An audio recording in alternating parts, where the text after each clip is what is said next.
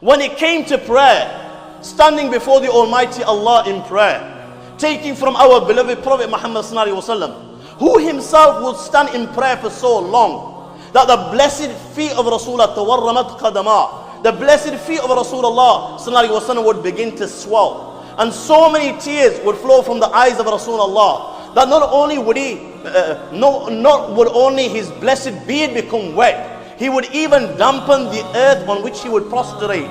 And when the Sahaba would see him in this condition, exerting himself, and that his blessed beard is wet, even the earth is wet, having mercy for Rasulullah sallallahu alaihi wasallam, they would ask, Ya Rasulullah, قَدْ غَفَرَ اللَّهُ لَكَ مَا تَقَدَّمَ مِنْ ذَنْبِكَ وَمَا تَأَخَّرَ. Oh, Ya Rasulullah, you are second to Allah. Your status is such that you have no sin. Allah has forgiven everything. Why do you exert yourself? Why do you worship Allah so much? He would turn around and say to his beloved companions, if that is the case, that Allah has honored Muhammad sallallahu alaihi wasallam, that he is second to the Almighty Allah, and Allah has freed his sins, afala akun abdan shukura, should I not then be a grateful slave and worship Allah even more because of the status that Allah subhanahu wa ta'ala has given me? Taking this from our beloved Prophet Muhammad sallallahu alaihi wasallam, there were ummatis of Rasulullah, the likes of Sa'id ibn al-Musayyib, Sayyid al-Tabi'een. Never mind missing a prayer, my friends. For 50 years of his life, this man did not miss Takbir Ula.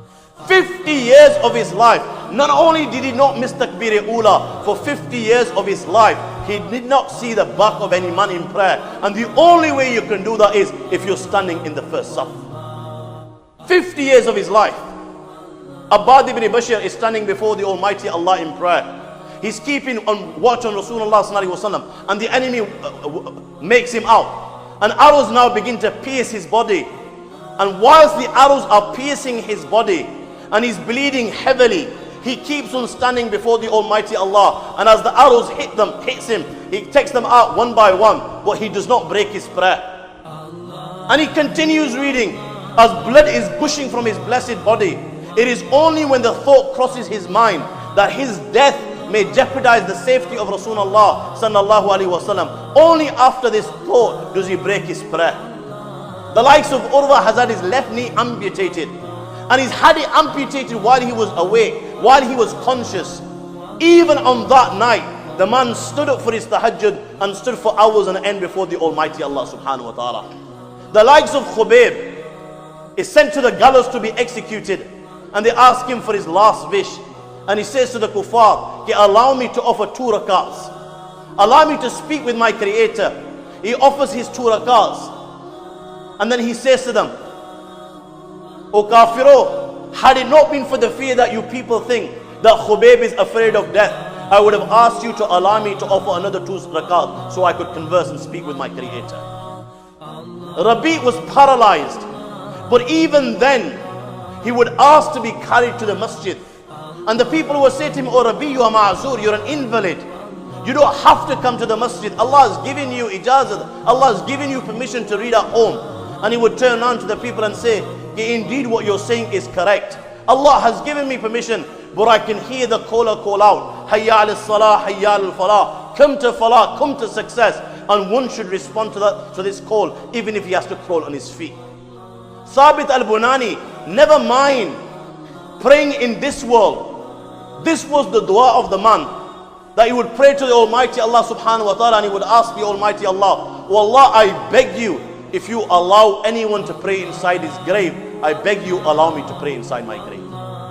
What type of a person do you think he was, that he's asking the Almighty Allah to allow him to pray inside his grave? Because he'd come over the hadith of Rasulullah in the night of Mi'raj, when Nabi Kareem sallallahu alaihi wasallam saw the likes of Musa standing before the Almighty Allah and praying inside his grave. He'd come across that. This was his desire.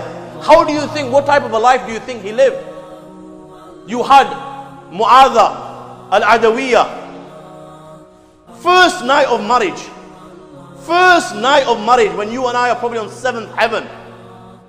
She and her husband, she wakes up her husband, and they both stand before Sila ibn Ashyam and Mu'adha al-Adawiyya, spend the entire night, first night, standing before the Almighty Allah in prayer and thanking Him for His blessings.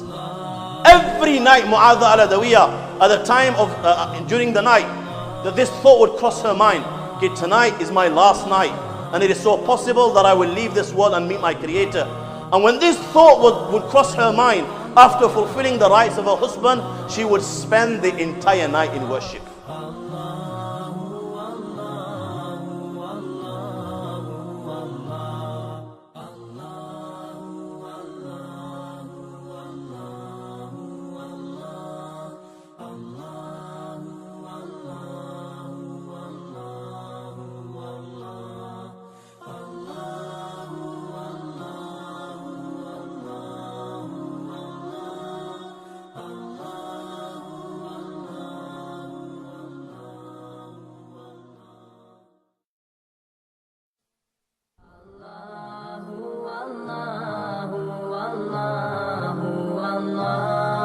Allahu, Allahu, Allahu, Allah, Allah.